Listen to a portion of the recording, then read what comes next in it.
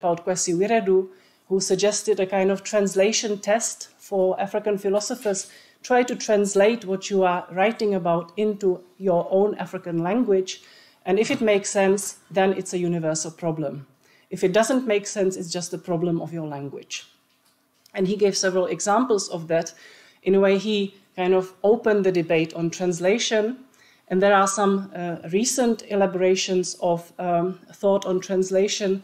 Ngugi wa Thiong'o was a thinker who started writing. He's a writer, basically a poet and novelist who started writing in his native language, Gikuyu, and it was a kind of massive gesture that became really influential. He also connected language with decolonization in his famous book, Decolonizing the Mind, where he suggests that decolonization is impossible if you continue using ex-colonial languages. Now, in this recent book, I think 2023, he calls translation the language of languages. Yeah, and he writes very beautifully about translation and about the role of languages. It's a collection of his lectures, so it's a very kind of poetic and, if you like, easy read in the good sense. It's very sort of pleasant to read. With a bit more philosophical inclination and rigor, I would say Souleymane Bachir Diagne is really the thinker who thinks about translation. He sees the philosopher as a translator, and in his recent book, De Langue à Langue, he insists on translation being a way of establishing common humanity. Yeah, so for him, translation is a way to share our humanity. I speak my language, you speak your language, but together we translate and we find a common language in one way or another. And he also uses in this connection the term of Merleau-Ponty lateral universalism. Yeah? So for him, translation is a way to a certain universal human experience and its articulation. Now, Souleymane Bachir Diagne also is very much involved in untranslatables. Sorry, my formatting got a bit muddled up, I'm afraid. In my computer it was one word, but maybe it's telling. So, intraduisibles, untranslatables, Barbara Cassin, who has collected dictionaries, basically, of terms that cannot be translated. And the whole argument about the impossibility of translation, I think a really interesting approach and a big question as well to us as philosophers. And I would like to give you one, I think, interesting example to lead you to my next topic, which is genre and language as a whole. And the example is drawn from this book, Boubacar Boris Diop's Doomi Golo, published in Wolof in 2003 and in French in 2007. The French text is the author's own translation. He took a while, he basically let the text sink and then translated it. Now, if you compare the two versions, the French one is much longer. Why? Now, I will give you one example that he himself actually also theorizes. This is the beginning of the novel. And if you take this passage, this is its translation, right, by the author. Yeah? So you can see there is something wrong. Yeah? Something is just not right. Now, I will not go into the details of why he does that. I can tell you that the reading of the novel is deeply impacted by which passage you take as the entrance point. And I would just like to point out one thing. The very first word there, Adina, which is then also repeated in the two lines, which is actually a piece of a poetry or song. You see Adina there as well. So Adina, it means the world. It's a word taken from Arabic. And then there is a definition of the world, right? So this is the very beginning of the novel. It sets the space in which the novel is taking place. If you look at this one, you see some kind of windy introduction to cultural traditions, and then you see the same line here, but untranslated. So if you are not familiar with Wolof language, or if you are not a suspecting linguist who sees, okay, Adina, it looks Arabic, it must mean the world. You have no idea that the word world is actually present in this text. Yeah, so there's like a very different introduction. And in my forthcoming book, I argue that actually, if you read it through the Wolof terminology, you inevitably draw in Sufi Muslim thought about the world. The world is a place of deception. The world is a place of double reality. Well, if you read it in the French or English or Spanish, all these translations actually derive from the French one.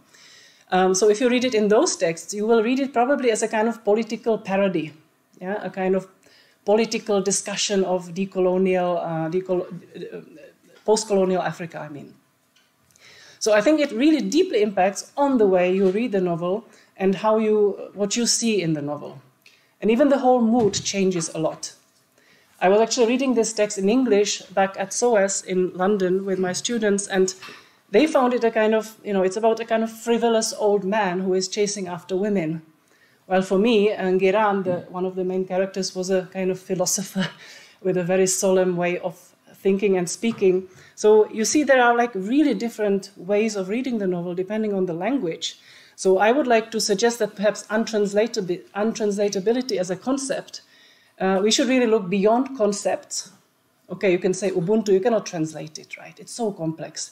And then, well, you can give a definition, you somehow get it across. But what you cannot get across is language as such. Structures, grammar, for instance. So grammar, if you use a language that has a lot of tenses, or if you use a language that has only 1 or 2 or 3 tenses, it really changes the way you actually describe and view the reality around yourself. If you use a language with articles or without articles, again, it changes the way you see the world. So grammar, I think, is something really interesting, philosophically speaking. Metaphors, obviously, I don't think I need to go into that. Cultural references, the whole semantics, connotations, again, it's endless. Personal memories, personal traumas, personal associations with language. All of that is incredibly complex. And then Ngugi himself, he speaks of musicality, so even the beauty of the language, yeah, the suggestive power, as he says in his earlier book.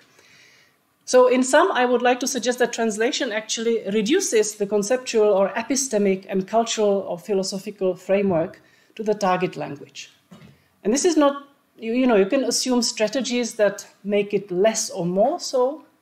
It's also not something necessarily bad, but it really limits the capacity of translation to make you understand a culture. Yeah? Also, if you look at it purely pragmatically, translation goes text by text. Yeah? It's always one text at a time. So you don't really see the co-texts or the texts that co-constitute the meaning of a text. I have to say, actually, I started my career, if career is money-making, not what you actually want to do. I started my career not as a philosopher, even less than as a poet. Yeah, the two people who write very beautiful things about translation. I started it as a translator. Yeah, I studied philosophy in the 1990s, where there were almost no texts in Czech translation. And also our teachers were often amateur philosophers who had grown up in flat seminars and reading texts in the original. So we were facing this kind of double situation of needing to translate urgently, and that was a way to survive in a way, also financially. And then secondly, the insistence on the original. Always go back to the original. It's the original that is the truth, right? The translation is kind of secondary. So that has impacted my attitude to translation.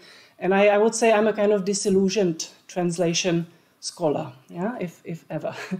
Anyway, I want to now get to my final point, philosophy through structures, right? So how far do structures signify grammar or semantic fields? How far does that actually have a philosophical significance? We can mention the word genre and culture. and if you allow me, I will skip this one because I'm beginning to be conscious of time. Polai Huntonji, he went back on his earlier position, and this is what he says in 2019 in an interview with Franziska Dübken and Skupien. Thank you. The reflection on human languages led to recognize that any individual thought, however personal and original, is based on a collective, pre-personal, anonymous way of viewing and classifying things around us, yeah, / culture.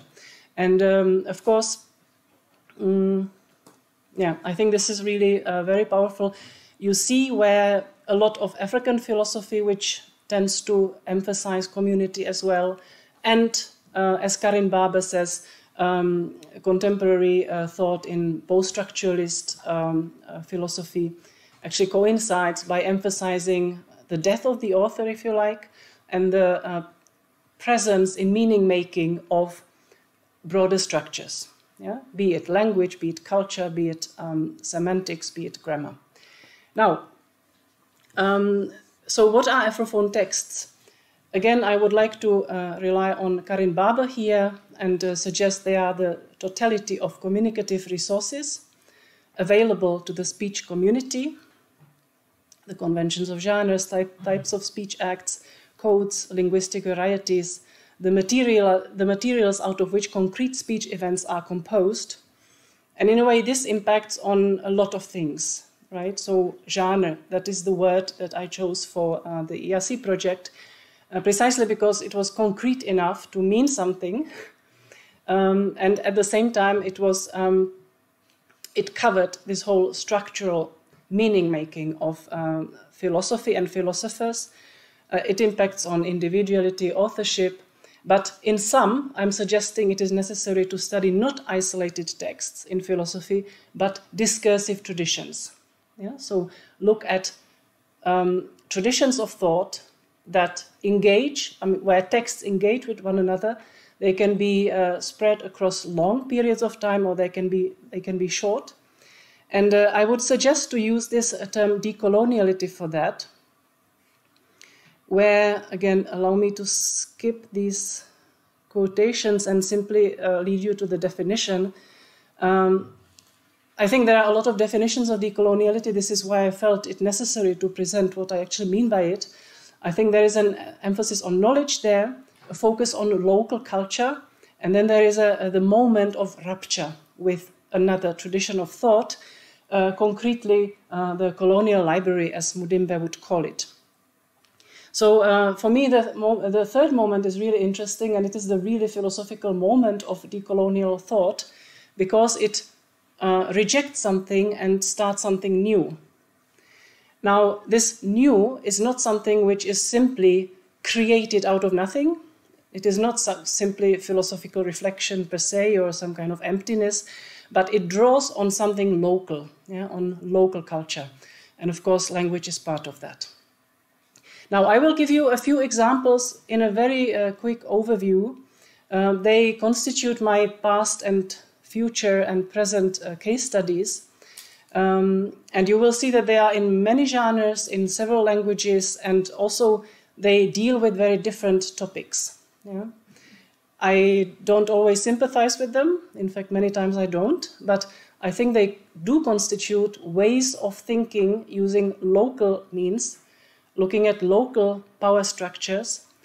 So they have these means to develop philosophical reflection in certain directions. Yeah. I call them decolonial canons for various reasons. Here is a kind of tentative definition. They are texts in often non-imperial languages, meaning languages that don't have a colonial history, but often, right? Sometimes I think it's in principle possible to also do it in, for example, English or French or other languages. They mobilize local languages to establish cohesion and continuity of history and culture. Now, they are corpora or corpuses. Yeah, in English, you have these two plurals. I don't like them because one makes you think you don't speak Latin or you don't know Latin, and the other looks like you are doing linguistics. I mean, corpora sounds very corporate. Anyway, but they are corpuses. They are basically several texts, and they assume a certain canonical role. Yeah? They are important in formulating some kind of new knowledge. They articulate a certain emancipation as well. They are linked to political decolonization. They often are linked to events of violence, to acts of violence. For example, wars. War is a very interesting moment in which thinking starts anew, differently. And we can recall Fanon here, who also sees violence as a kind of power that cleanses or enlightens. Yeah? And they reconfigure power relations after this conflict, and they give you a kind of ground zero from which you can construct something new, having reconfigured or repolarized values. Now, Tenzi za Uhuru, these are poems about independence. Literally, Tenzi, it's a type of poetry, narrative poetry about Uhuru, independence, freedom. It's a corpus of poetry.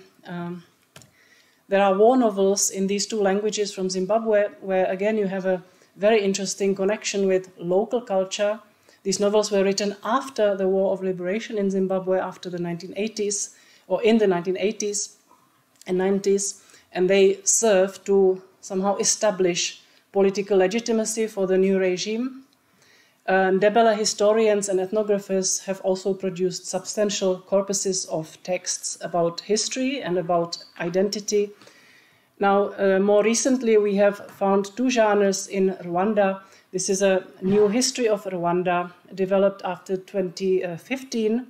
So Rwanda, basically after the genocide of 1994, put a moratorium on history teaching. No history was taught in schools until a big book was composed, written about the so-called New Rwanda, as they often call it there, which in a way assigns roles to language, colonialism, racism.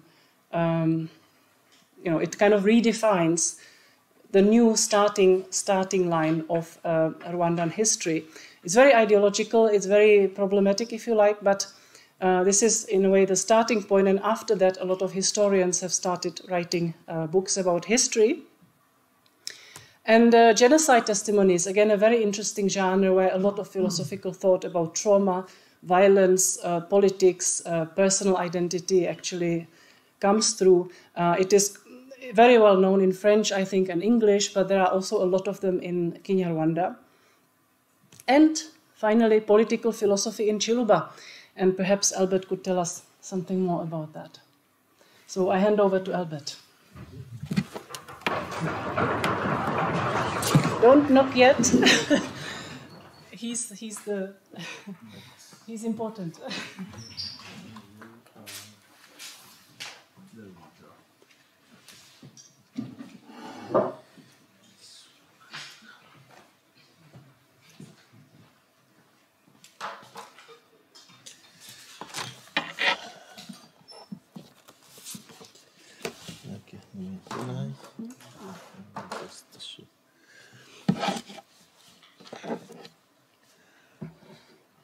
I first would like to give my warm and deep thanks to Anker and her team for inviting me to participate in this lecture series. And today, Alena said that she was inviting me to take a different way from what she wanted to say and what she said. This is just an illusion. Our ways are different, of course, but at some point they cross each other. So there are kind of overlapping in our process, and we have some common ideas that I probably will repeat in my presentation. First of all, I would like to start by a kind of shocking statement, saying that African political philosophy needs to be fully reviewed. this philosophy needs a kind of revolution as concerning its object and methodology. I stand on the observation that there is a huge gap between African philosophers and the people daily life. Philosophers, I mean African philosophers, still glued to the world of ideas, continue being a kind of slaves of institutions, while the people reality, the real philosophy is not being considered, as we heard about languages, for example, a genre or a way to express philosophy. So I would like to put emphasis on a different kind of political philosophy that I would characterize as polyphonic thinking, which stands first in using different sources, not only Greek, German, Latin American, but also African. This philosophy should use several languages. Alena spoke about this kind of want or absence of African languages in philosophical discourse. And I think it is something important. And the second one, of course, or the third one is that this philosophy should pay attention to the use or the existence of several genres in the human expression of our own experience, on poetry, on novels, and many others, just to escape to this attitude considering that philosophy is and should be a kind of argumentative discourse. And of course, it should be located in the taking consideration of the context, the space, and time. It's important. So my presentation is divided into three sections or parts. The first one concerns my observation regarding what I call conventional African political philosophy, by which I started to introduce my presentation. And the second one is about written text or corpus in Ciluba. And the last one will be a study of two cases, or two Congolese writers, Luba writers to be more precise, Mabika Kalanda and Kabasela Lumbala. So when we started meeting, at the beginning, Anke introduced. Yeah. If you want to use it. I will be maybe. Starting this meeting, Anke spoke about the book I published more than 2018. It's already more than 5 years. And I went through this book. I was surprised myself by the first chapter, in which, of course, I said about what the idea that introduced my presentation, on that this conventional philosophy or political philosophy in Africa is not well viewed. For many people, African political philosophy is a kind of ideology. It is a single theory in the best of cases. It is identified with the thought of people like Nkrumah, like Nyerere, like Kaunda, or some professional philosophers. I spoke of Ontonji, you can speak of Viredu, and many others. So if you ask, what is African philosophy for you? Political philosophy, for me, it is Viredu. I spoke about African democracy. And Nyerere, African socialism. It is well good, those all answers, But one thing is that we are taking just part instead of considering the whole reality. And then this is a kind of mistake, a logic mistake, in just promoting a section instead of the whole entity. So my proposal in this book, at the beginning of the book, is that African philosophy is a huge and open compound in which all this can fit. Nyerere, Kaunda, Senghor, and others, they can fit, but they are not the reduction of African political philosophy. And for me, this philosophy has as a concern the polis, the way people live or should live together, searching for a better life all together. And also a discussion about concepts or critical concepts and categories that can be used, discussion among people or ethics as well. And this philosophy should stand and use local languages that people can understand and express themselves. Unfortunately, as Alena spoke about it, this political philosophy up to the date paid very little attention to those realities. Philosophy discusses about democracy, but they don't care about how it is developed among people, and they even pay little attention to the way how people live and what people believe or think about the democracy. I will show it in my text on Mabika calendar.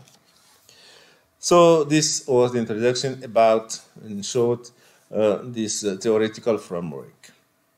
And now, what about the corpus or text written in Ciluba language? I would like first to remind that Ciluba is a Bantu language spoken in Congo, mainly in Central Africa. And this language came, it's oral language, oral civilization, and it became a written and literary language very recently, by the end of 19th century and up to now, thanks to, of course, a work of German explorers and also missionary who worked quite hardly to first come to, how do you call it, the codification of the language, and then the missionary stand on it to do the work of evangelization. So to speak of text, since it is a very recent tradition, I think I distinguish three periods of written text. The first one is the beginning one by missionaries or the colonial time, for which you can. Should I? Yeah, please. Excuse me, because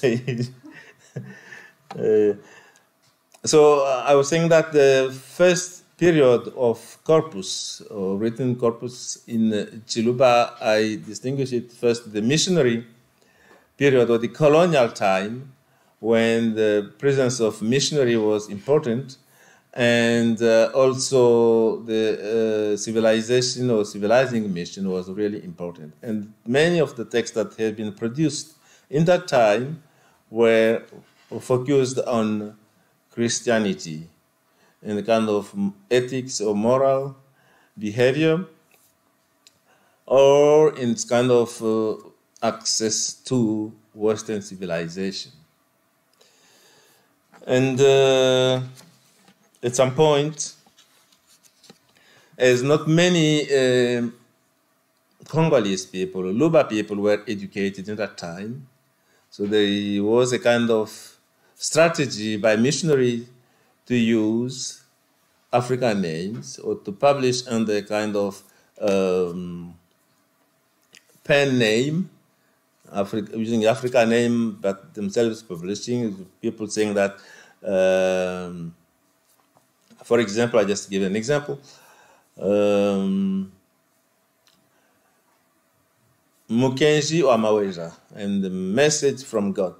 And people will think that it is an African name. The text must be written by an African, not the case, but we find it was a kind of missionary or the wife of a missionary who wrote the text, but put just in the context of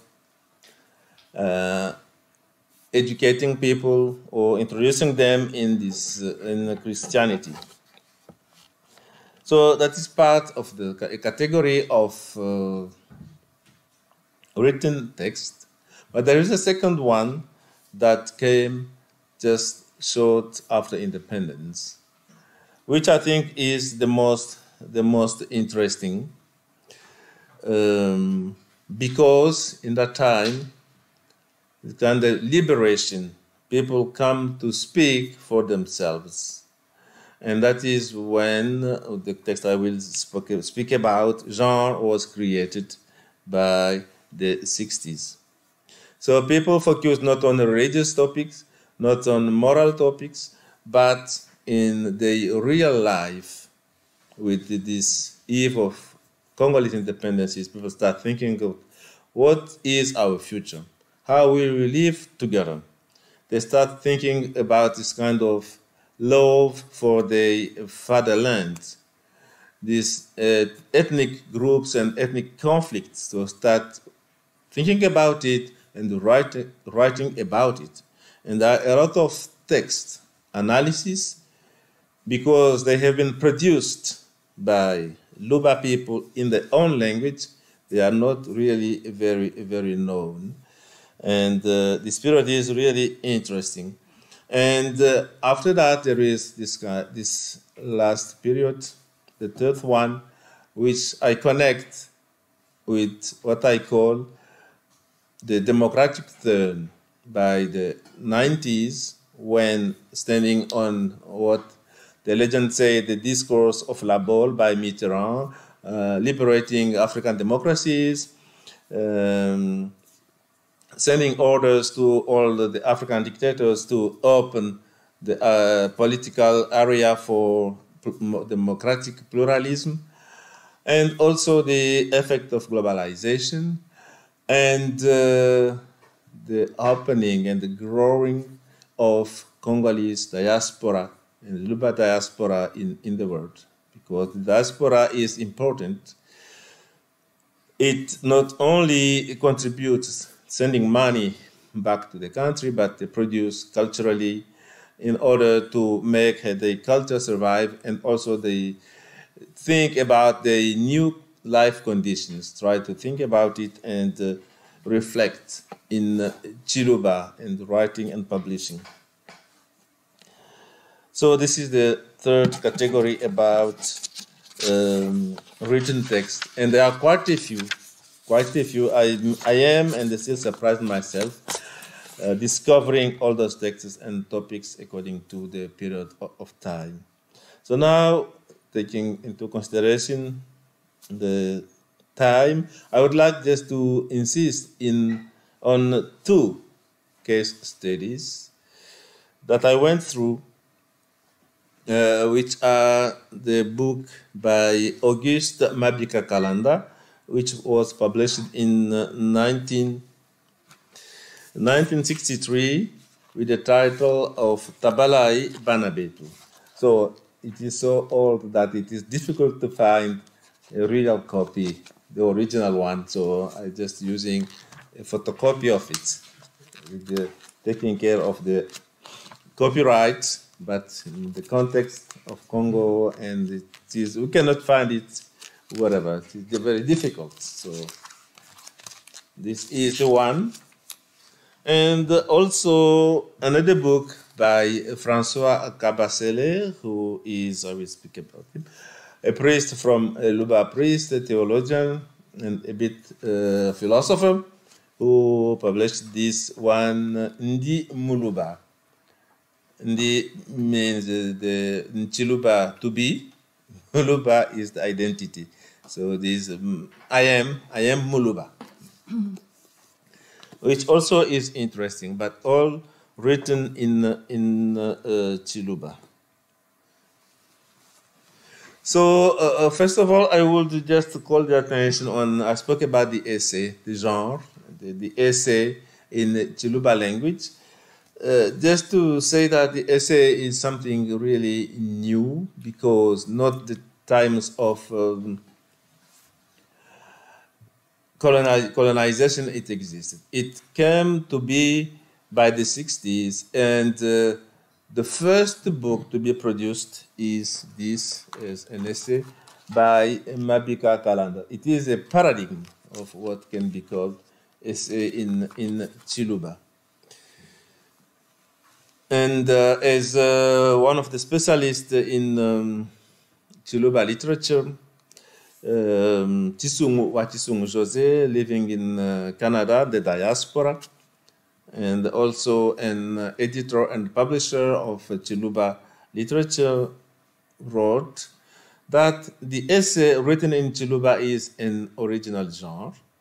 It was born in the aftermath of independence, without a specific name in the language to describe it. And that is true. And a second specialist in literature in Ciluba language, the Professor Crispin Malubuni from the University of Kinshasa, considered that the essay in Ciluba is the most developed genre in this language. Those statements stand on that, of course. This genre has quite a few publications, but not very known, but there are quite a few. And the people like them. People read them, and they are a kind of successful production.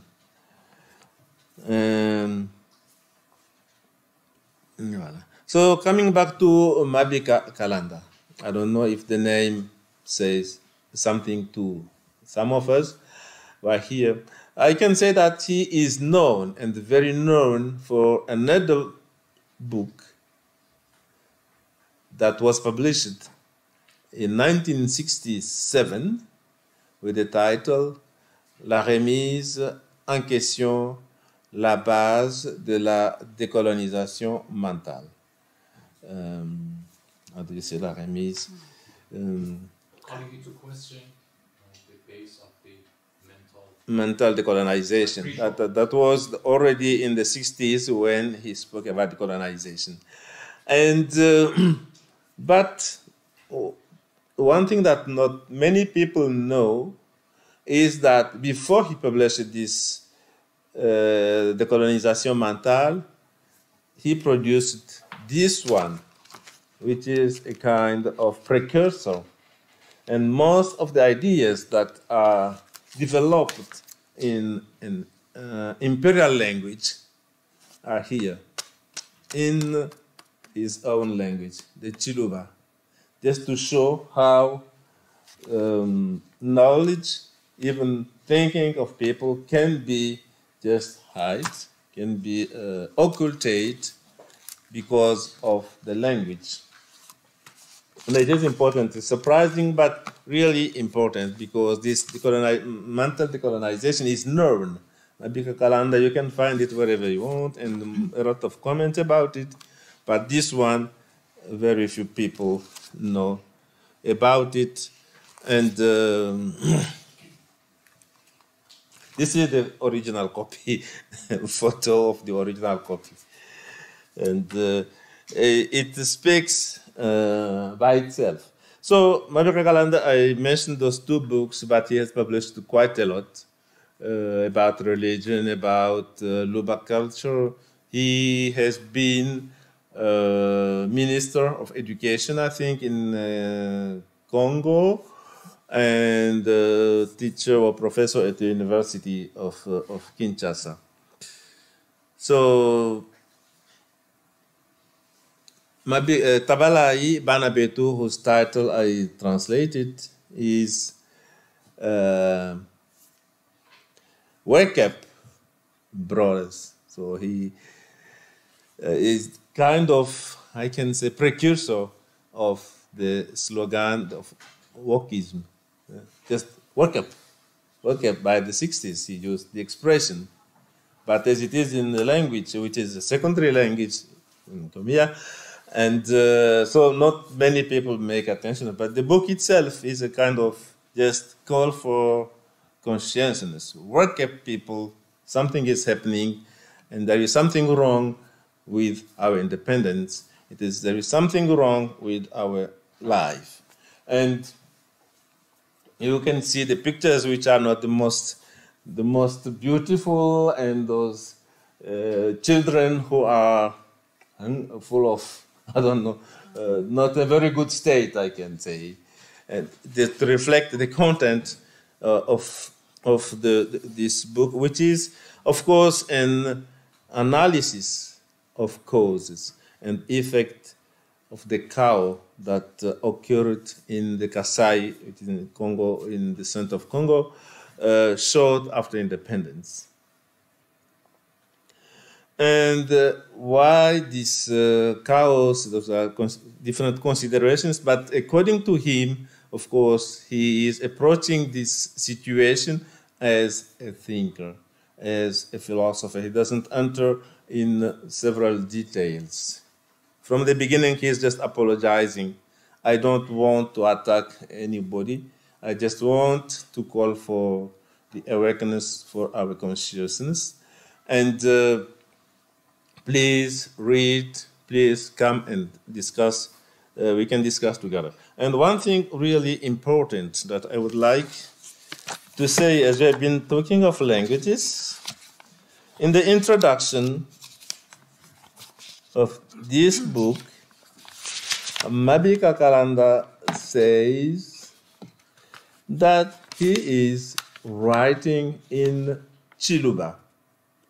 Why he's writing in Ciluba? He has received he has educated people. I write in Ciluba just because to talk to you people in foreign language, you can be. It happens often that you do not understand what is told to you. It happens that people do not tell you the truth, the reality, the very situation. So in that, I think that it comes to the issue that Alena mentioned of translation. He doesn't want to translate. He doesn't want to have a kind of interpreter. He would like to have a straight contact communication with people in a language that both himself and the people know the best, in which they can speak to each other clearly, thoroughly, and touch the target. And this is the reason why he says it at the beginning of the book. He uses Ciluba as he decided to write this reflection and analysis in Ciluba. So it is a book of 93 pages written in Ciluba. And I went through it several times because myself, I am not as the title of the book. I am Muluba by nature. And what I find is that he is fantastic. First, his writing is clear, despite that there is some kind of problems for reading because he is writing in ancient Ciluba without diachronic signs to make tones. But he is really, in terms of style, clear, explicit. In terms of content, of course, he goes straight to the point. He gives a kind of lesson or lecture of political philosophy standing on the real language of people. And I was amazed myself reading. There is a point to introduce the book where he asks himself, I think, kind of rhetoric interrogation, what is politics? And he starts by this kind of,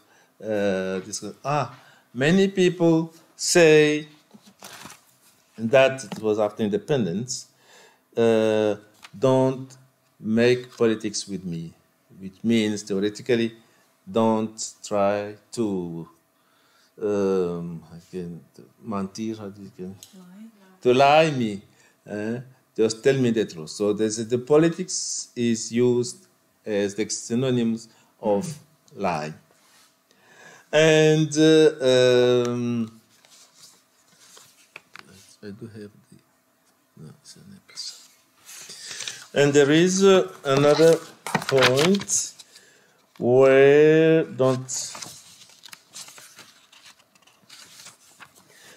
politics as a lie, and he used a contradiction of politicians of that period, like Albert Kalonji, who proclaimed himself the emperor of the Kasai. For those who know the history of Congo, he says, now that we reached what we wanted, our independence, the European has gone and we have our own land, we cannot do politics anymore. The one who would like to do or to practice politics in this country, he has not a place here. He will be sentenced. He is a traitor. Will betray our unity and our community. So politics for him, what does it mean? Just to run the rush for power or something different. So there is a kind of standing on this kind of several points in society to show how the word politics can be approached and understood. But most important is the way he described, he gives the history of political philosophy, starting by what is politics and what is society, what is power, and why violence. How can we avoid violence and build a society which is full of hope and life for everybody? And it is really very interesting and exciting as a text. At some point, I was tempted to make a translation of it, but I don't know, in the future maybe, but for the time being, I still have many things to do. It is very... And the second one is this François Kabasele, who is a Catholic priest. He has been working for many years on the topics of the encounter between Western culture, Christianity, and African culture and traditional religions, a kind of, I can say, intercultural theology, I can say. But one cannot do theology without referring to a kind of philosophical background. That is one of his interesting point. And I just mentioned he published quite a lot in French and also in Ciluba. He is among one of the very productive minds in Ciluba. And I just put two titles among many. And in Dimoluba, the one we have a copy here, I will speak about, and another one, which is Kabongo Mbonkodi, Mwimbi Munene. Kabongo is the name, a family name. Mbonkodi is also used as a family name, but it has a kind of ironic expression to say somebody or something that people can laugh at. And Mwimbi Munene from Kwimba, a singer, being a great singer. Of course, Kabongo Mbonkodi has been, from my youth, my childhood, I heard about him. I also listened to music from transistor, of course. We didn't have in that time all those commodities that we have actually, and the music of Kabongo Mbonkodi, that really also affected or impressed people in that area as a culture, as a genre of communication. So in this book, the one I wanted to speak, or I'm speaking about, Ndi Muluba Kabasele fait is try to develop the concept of Luba identity. What does it mean? As a human being, as Christian, as part of a nation, as a citizen. And what is this identity, or what is the future of this identity now that Baluba people that he considers as migrants are more and more going outside of their land, outside of their country? What will it become with this growing Luba diaspora in the world? And then he has been active, what can you say, a kind of cultural activist, creating and supporting another group that developed in Belgium, Sangalai, in which he is a musician. They composed a lot of songs. Well, that is the connection with Kabong Bonkodi, reflecting on Luba culture. Anyway, in short, what is a Muluba? A Muluba for him is first a migrant who came from Egypt and went across the world and finally ended up settling in the area where they are in the south of Congo. A Muluba is a hard worker. A Muluba is a people, a kind of people who like to have several women, a lot of children, so sense of community and the family. Muluba is a merchant, a trader. A Luba is a singer, Kabong Bonkodi. A Muluba, he is connecting a lot of traits and characters to make a kind of profile of Muluba or Baluba. But in reality, at the end, his definition doesn't fit with almost not of the Baluba people, because he's just taking aspect here, aspect there, but not all fits. So a kind of an essay, he's giving a kind of description, describing a kind of space for the definition of Muluba, and not the real, the existing Muluba. And I think that is a question of our identity, a question in those times of globalization, a philosophical question, of course, cultures, what does it mean?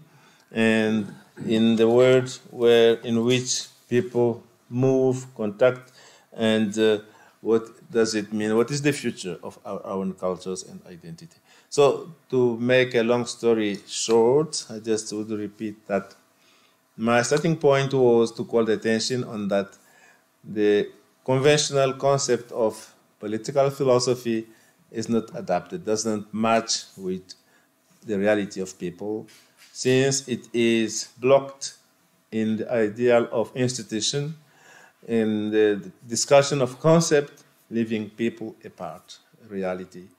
And I invoked the idea that this philosophy should be reviewed, standing on the context, on the use of languages, multiple culture, and multiple expressions. And in that, I think I start making some milestones on the way of decolonial philosophy or political philosophy. I maybe we'll stop there to leave the room for debate or questions. Thank you so much.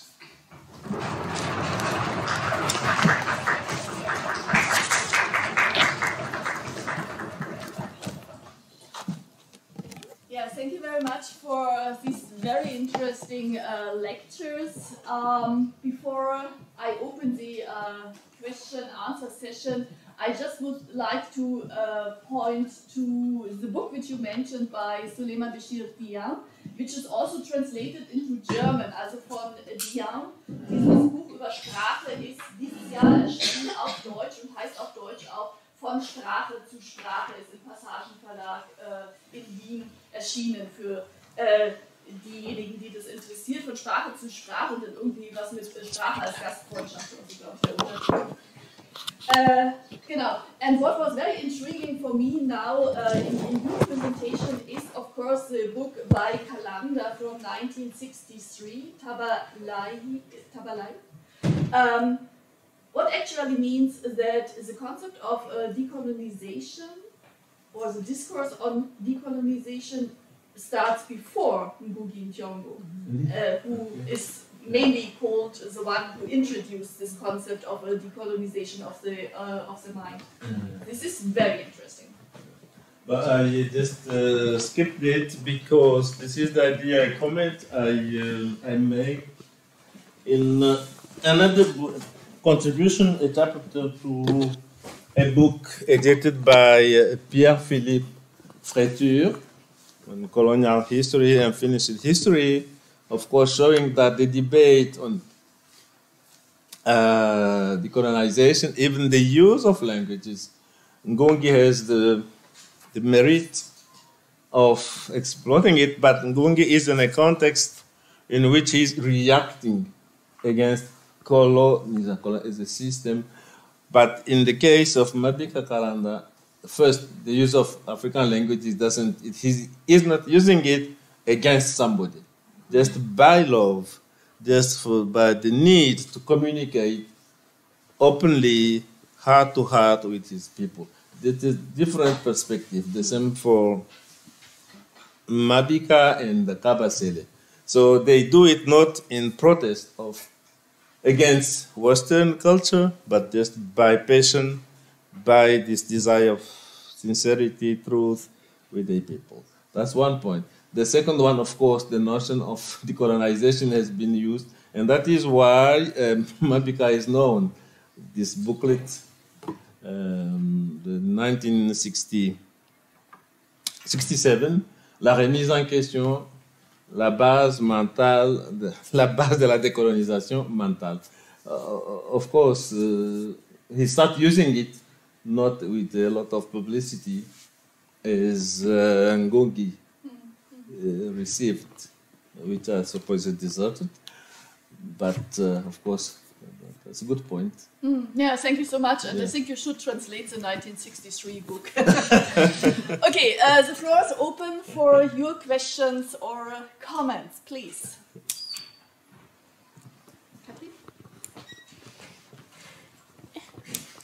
Das ist so ein Labyrinth hier. Thank you very much. I really enjoyed your lectures also together very much. And I have a question for you both, and then a second question to Albert. Thank you. Thank you.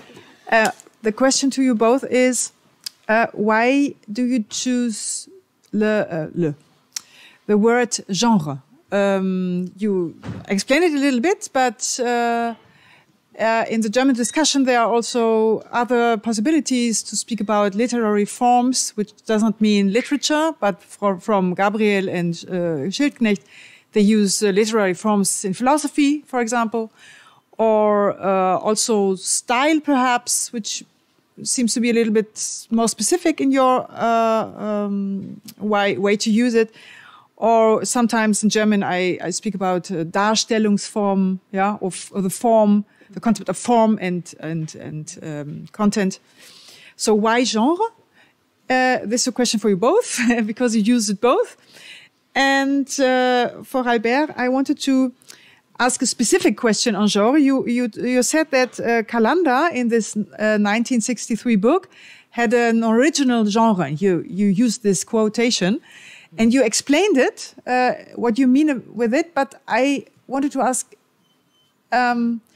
if you can explain it even more, this original genre.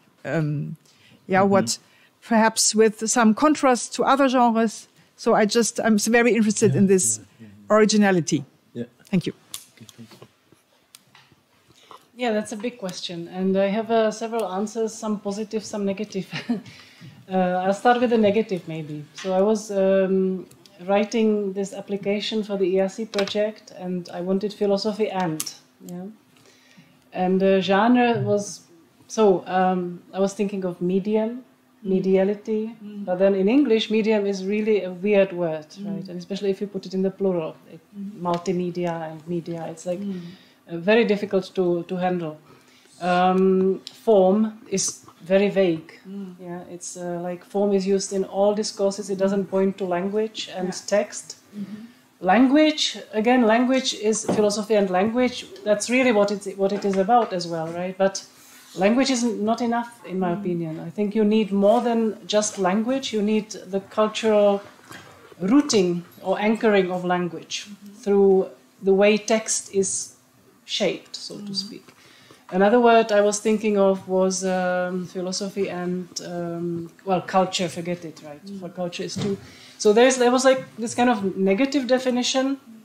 The positive one was, first of all, I feel hugely inspired by Karin Baber's book, Anthropology of Texts, Persons and Audiences, is it? Like the three things that she names, where she speaks precisely of genres. And she has a very beautiful passage about what genre is and how it is culturally rooted and how it impacts your options for expressing yourself.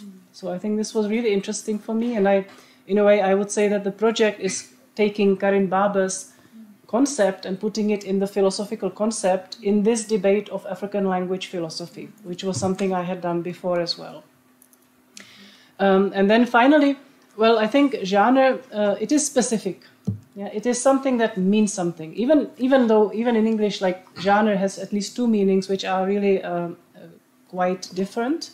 If you say genre fiction, you are referring to horror stories and fantasy, and so that's another meaning.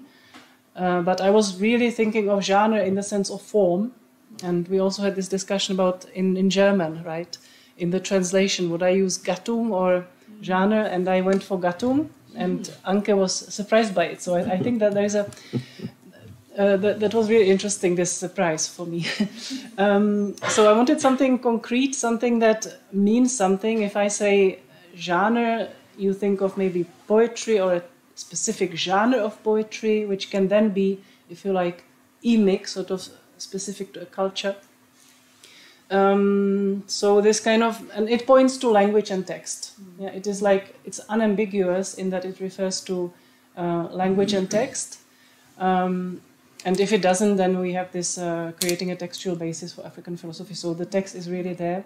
And in the project, we have insisted on verbal expression. Although I don't want to say that I think that philosophy cannot be done without words. I think that's another huge question. But I also thought that even language, even philosophy in language, African languages, actually there is quite a lot which has not been explored. So in a way, that project wants to lead you towards language and towards genre as a kind of assemblage of language. And I do think of genre in a very, if you like, structural or structuralist even. Structure would be another word. But then again, if you say philosophy and structure, then you are really buying into structuralist philosophy and post-structuralisms, which I didn't want. So I think that's kind of answer. Yeah. Well, thank you for your two questions. I think that Alena answered already the issue of genre. And myself, I think I will just take the second part of original. How Mabiaka Kalanda is original. I think that must be the point on which I have to insist. But first of all, of course, from the color, as I divided the corpus in Ciluba, literature in Ciluba, about Ciluba text, from the colonial time up to now, there are different genres or literary forms, to use your alternative, theater, poetry, and many others, novels, but to have a text which is solid, which is reflective, and I think in the whole Luba history of literature, I mean, Kalanda is the first one to do it, and not reproducing paradigms left by missionary, he's totally out of this game. He's a kind of innovating So that the specialists in literature, Luba literature, they did not know how to classify this work. We have names, title for theater, Dinaya, which was mainly the street theater, not as we know it, but that was not long time before the independence that, of course, start theater in the room or for theater. Before it was just in the street or in the church, but not real theater that didn't exist, for example. But with the reflection of Mabika Kalanda, which was well structured and this argumentative at the same time with a bit of education, he was the first one to do it in Ciluba. Thank you. Yeah. Maybe I can add something on you actually, on the essay. So structurally in the project, we work on several genres. Yeah, not only theoretical ones, or actually not mainly theoretical ones, which is the kind of genre, the kind of default genre for philosophy, or we assume that a philosopher must write theoretical prose, right? But we are 7 people and we work on, for example, Alexis Kagame's poetry in Kinyarwanda. Yeah, so he wrote a huge, long poem where he writes the history of the world in Kinyarwanda. And this work has not only not been translated, only some small parts of it have been translated, but it has not even been properly published. So our colleague Chantal Dishoma is working on that, and she's actually digitizing the archives. We work on Sufi poetry in Wolof. So one colleague actually works on Sufi, Emiliano Minerva works on Sufi poetry in Wolof. We have colleagues working on digital literature, in English and Luganda, so genres that are specific to the digital medium, such as YouTube videos, for instance, or tweets, Facebook posts. We have colleagues working on texts in English and French as well. Yeah, so basically speculative fiction, for example, in English. We have a colleague, Pierre-Philippe Fréture, who works on the limits of textuality. So he actually looks at photography and film as well as novels in French. So the colleague who works on Anglophone fiction, Michelle Clark, she's doing some really interesting work with how texts disrupt our thinking. So in a way, the textuality, the structure of the genre actually impacts on how the genre expresses something philosophically relevant. Yeah. I wouldn't say all of it is philosophy, but it does some kind of philosophical work. And we try to start from texts rather than from assumptions about what is philosophy. So we sort of interrogate texts and then we try to make it dialogue with philosophical discourse, so to speak. And we have actually, I think the personal histories are quite interesting because we have 2 persons who we have then, in fact, employed for our film. We are also making a documentary about our research. And the 2 persons are Chantal Dishoma and Albert. And one is a literary scholar moving into philosophy. That's Chantal, who has really, through working with us, discovered the philosophical, or basically not discovered, but seen more clearly, basically, the philosophical dimensions of Alexis Kagame's work in Kinyarwanda. And then Albert, he's the theoretical philosopher who has been, in a way, forced to look into texts and analyze how text actually expresses philosophy. But we were merciful to him, we were kind. We said, okay, you can work on the most theoretical of the genres, which is the essay. So is it actually a theoretical genre? Is it, or is it also stylized? And how does text engage with the idea in it? That was his task, or is his task. I don't know if you agree with that. Or Okay, thank you. Okay, are there further questions. Gibt es weitere Fragen? Ihr könnt die Fragen auch auf Deutsch formulieren und wir übersetzen. Ne? Also wir reden ja hier auch über Übersetzung, so translation is anyways a topic here. Untranslatable, the questions? Yeah, and I just would like to pronounce there's no native speaker here. The native language of Alena is Czech, the native language of Albert is Ciluba, and his academic first language is French. So all of us, we are moving here in a third or second or whatever language. And so far, don't hesitate. If you have any questions, just you can also ask your question in German. Abed. That's pretty strange. Thank you for both presentations and talks. My question goes to Albert Kasanda, and concerning the essay. I found it very interesting because so in the independent literature, I mean, post-colonial literature in Latin America, for example, authors, thinkers like Ortega y Gasset, Mariátegui, and Vasconcelos, they have written rather essays.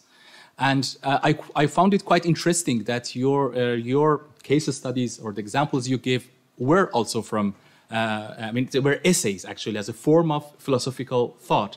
And my question is, why do you think that essay, what is the specific character of essay that makes it appropriate to express a form of experience or a form of, to become a form of confrontation with certain problems?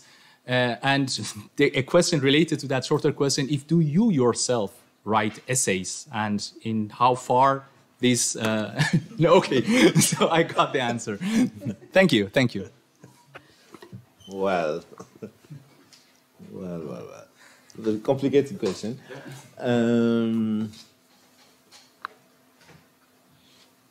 Writing essay, I don't know. I have monograph and capital book chapters, but essays. I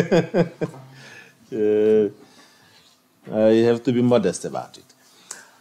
Well, but why does essay, or is it important, or can it to match formal or philosophical discourse? I think it is not exclusive as a way to express human being experience, to express questioning, interrogations that people can have, or to express philosophical ideas. I think that, as you spoke about Latin American writers, Vasconcelos and others, I think it is important as it goes, try to go deep. It is not only a kind of evocation, but try to go deep, and at some point calls for a kind of debate, about the topic. I have been talking about Mabika Kalanda on this situation, very sad situation of chaos, of crisis. But why did he write it? Just calling, not just to express his own emotion, but to call for a kind of consciousness, a kind of debate, reflection, or stance on, yeah. It's what I can say roughly about it. Yeah. I don't know if I match your expectations, but if you know more, you can just add, comment your own question, share with the public. We'll talk about that, yeah. Rolf? Gibt es von eurer Seite noch Fragen? Möchte niemand übersehen? Okay. Yeah, thank you very much. I have two questions to both of you.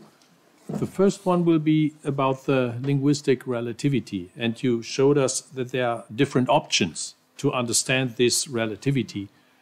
But I couldn't really, I wasn't able to understand what kind of option you prefer.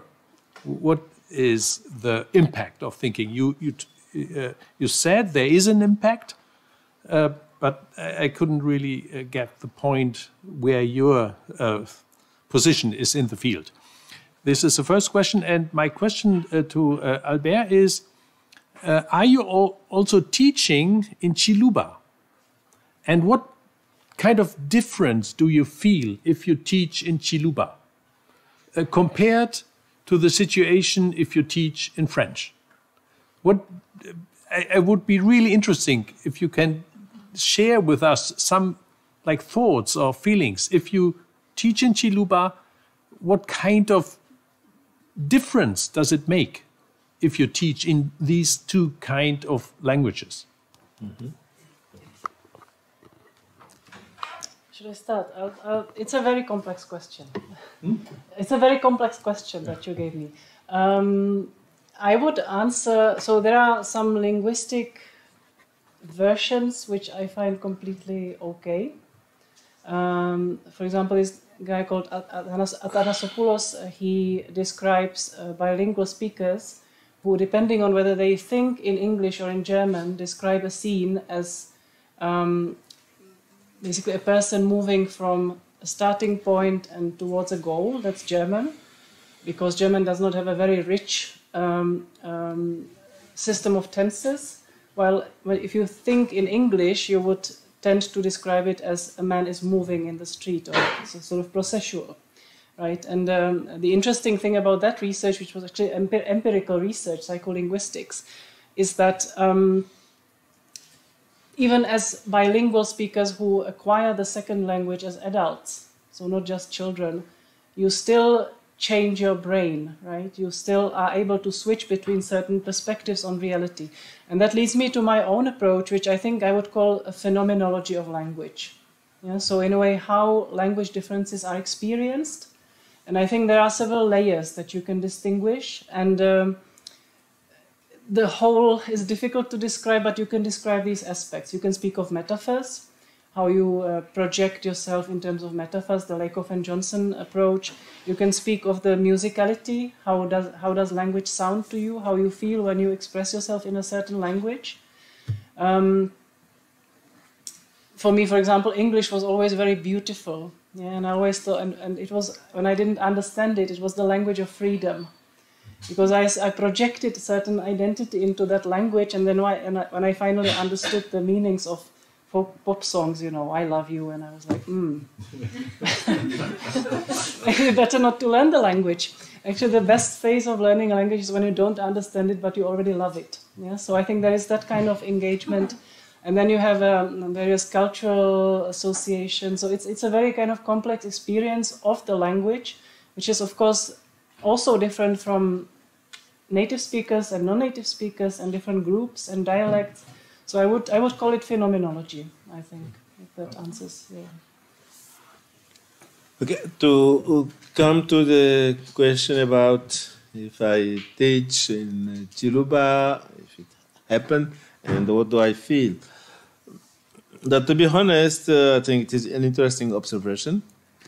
And up to now, at most of my time, I am dealing with people who do not know Ciluba, who do not speak Ciluba. So to start teaching in this context is a bit difficult, but I tried at some point with some student to teach them Ciluba, but using every time a foreign language to introduce people to Ciluba. But otherwise, I'm coming to.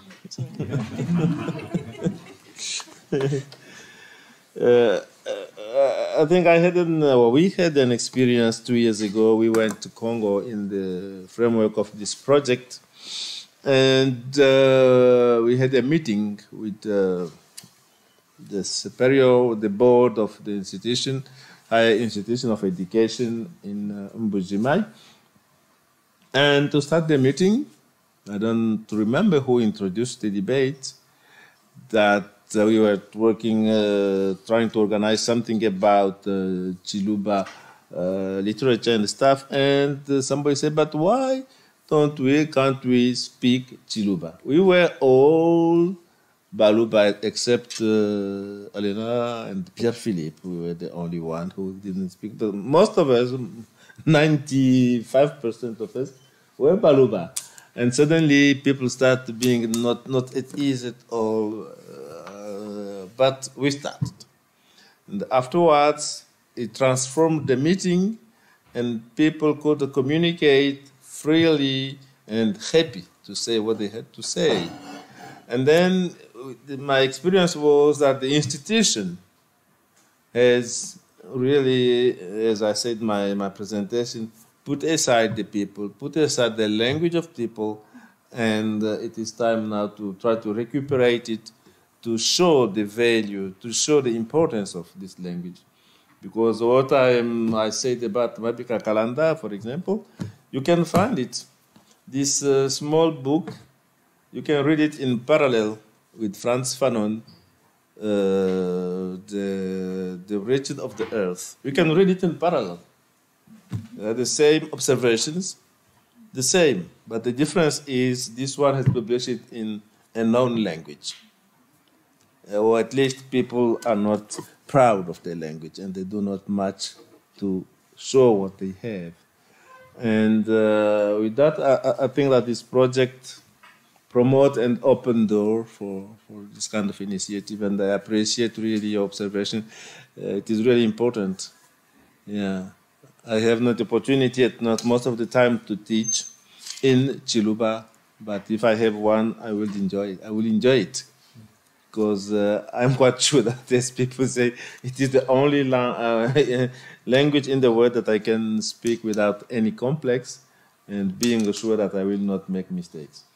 So I can maybe just add that within the project we did substantial work in 2 countries, mainly matched with the filming, which is where we organized group activities. I mean, we would have done more, but because of COVID, we could only start basically 3 years into the project. So our original plans were reduced a little bit in number, but we worked in Rwanda and the DRC, and in each location we organized events in the local languages.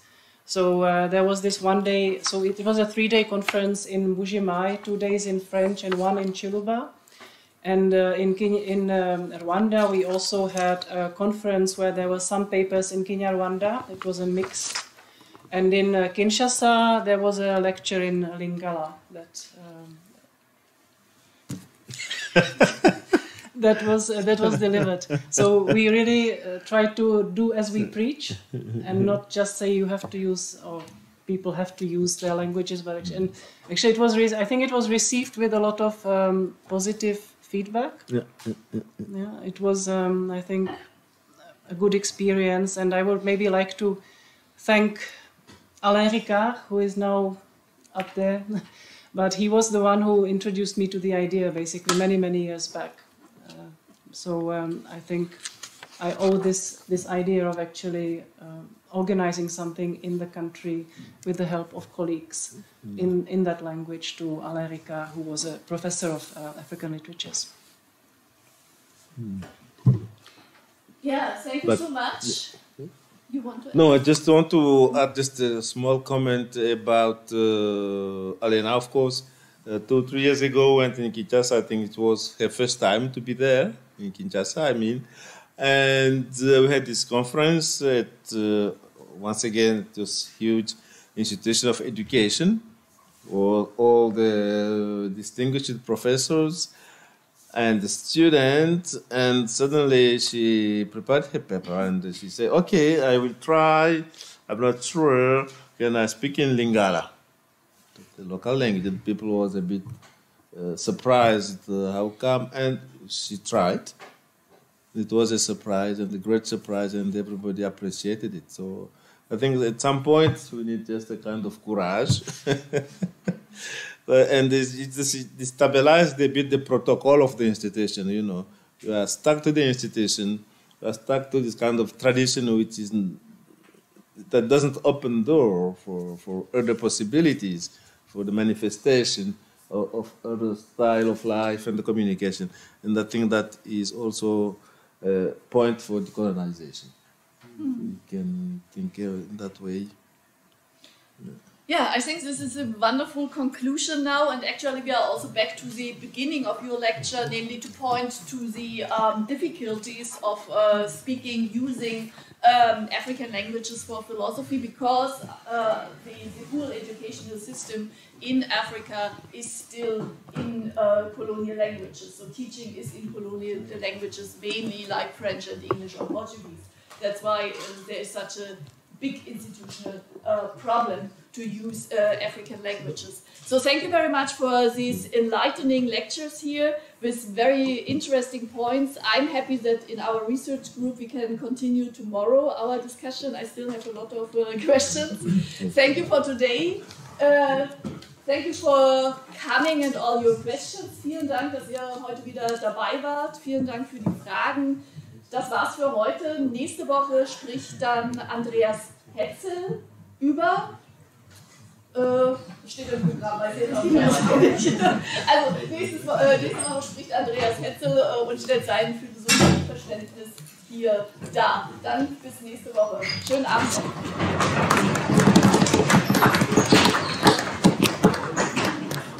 Thank you. Thank you to you.